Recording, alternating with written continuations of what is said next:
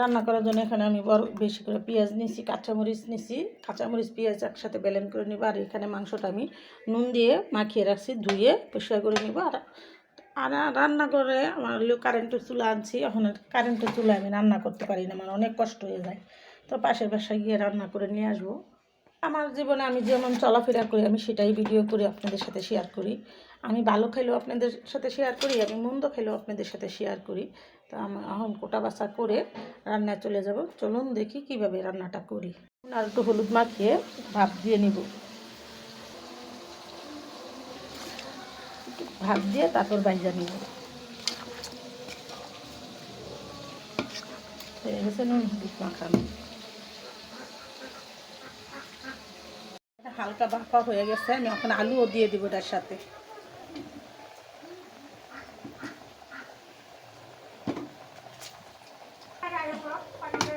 আলু আর মাংসটা এখানে আমি ভাপিয়ে নিছি, এখন বাইজা নিব।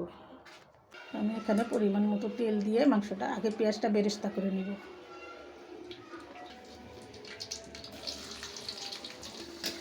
গরিবের মরণ সব জায়গায়, গ্যাস নাই। আরেকবার রান্ধি, তারপরেও চুলায় গ্যাস নেই। পেঁয়াজটা বেরেস্তা হয়ে গেছে, আমি উঠাই নিব। পেঁয়াজটা বেরেস্তা করা হয়ে গেল, মাংস আর আলুটা আমি এখানে বাইজা নিব।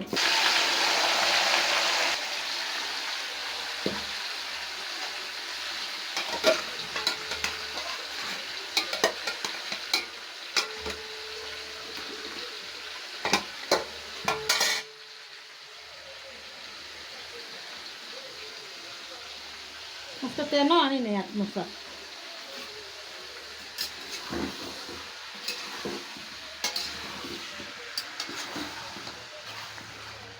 রান্না করতে আইছি আর গ্যাস নাই, একটু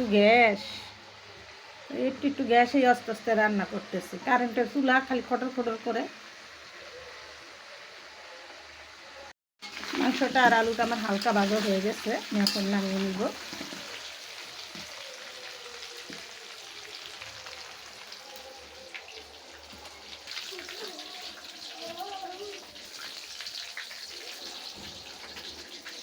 পেঁয়াজ রসুন কাঁচামরিচ ব্লেন্ড করা দেবো। 1 চামচ হলুদের ফাঁকি দিলাম, 1 চামচ মরিচের ফাঁকি দিয়ে দিলাম। আদা রসুন বাটা, এখানে 2 চামচ আদা রসুন বাটা দিয়ে দিলাম লবণ।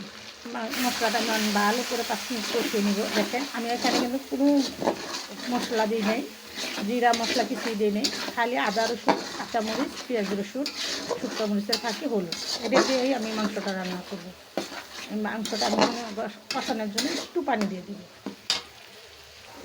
সামান্য একটু পানি দিয়ে মশলাটা ভালো করে 5 মিনিট কষিয়ে নেব। মশলা মাংস রান্না করেন আর মাছ রান্না করেন, মশলা যদি ভালো করে 5 মিনিট কষিয়ে নেন খেতে অসাধারণ হয়।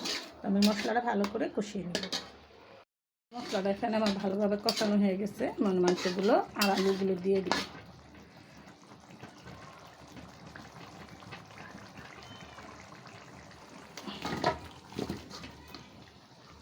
একদম আমার মায়ের হাতের রান্না, গ্রাম দেশে যে আমার মা যেভাবে রান্না করতো আমি সেইভাবেই রান্নাটা করলাম আর আপনাদের সাথেও শেয়ার করলাম। তো কী মশলা উপকরণ দিলাম, কিভাবে রান্না করলাম, সম্পূর্ণ ভিডিওটা আপনাদের সাথে শেয়ার করলাম। আপনারা ওইরকম করে ব্রয়লার মুরগির মাংস একবার হলেও রান্না করে খাবেন। আর নতুন নতুন ভিডিও পেতে সাথেই থাকবে। আমি যাই রান্না করি আপনাদের সাথে ফুল ভিডিও শেয়ার করি।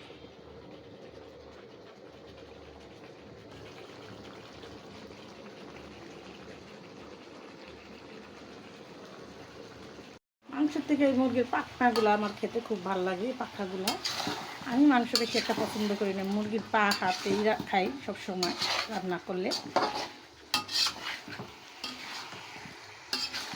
তবে ঝুল দিয়ে দিব।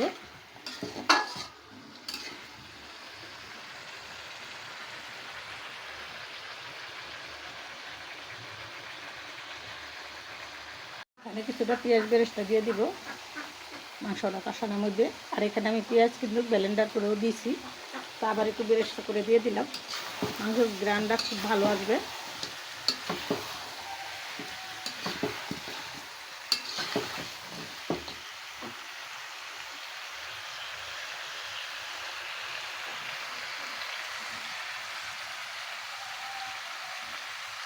এখানে আমি ঝুলের জন্য পানি দিয়ে দিব, গরম পানি দিয়ে দিলাম। এটাতে ঝুলের জন্য পানি দিয়ে দিয়েছি। এই তরকারিটা আমি আরও 10 মিনিট রান্না করব।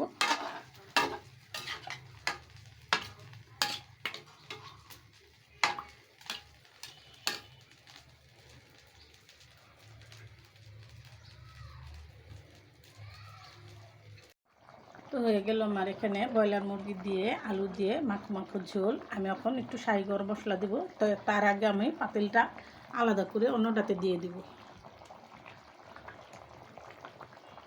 তো আমি পাতিলটা দিয়ে দিলাম। কড়াইটা বেশি বড় দেখা যাইতেছে, তার জন্য এখন আমি শাহি গরম মশলাগুলো গুঁড়াগুলো দিয়ে দিব। এখানে এলাচ, দারচিনি, লং, জয়ফল, জয়ত্রী, জিরা, এলাচ সব একসাথে আমি শাহি গরম মশলা নিজে হাতে তৈরি করে নিয়েছি। আর আমি সব সময় নিজে হাতে তৈরি করে খাবারই পছন্দ করি, আর আপনাদের সাথেও সেটা শেয়ার করি। আমি কিভাবে রান্না করলাম সম্পূর্ণটা আপনাদের সাথে শেয়ার করলাম। তো ভিডিওটা আর বড় না করে আমি এখানে রেখে দিলাম। আসসালামু আলাইকুম।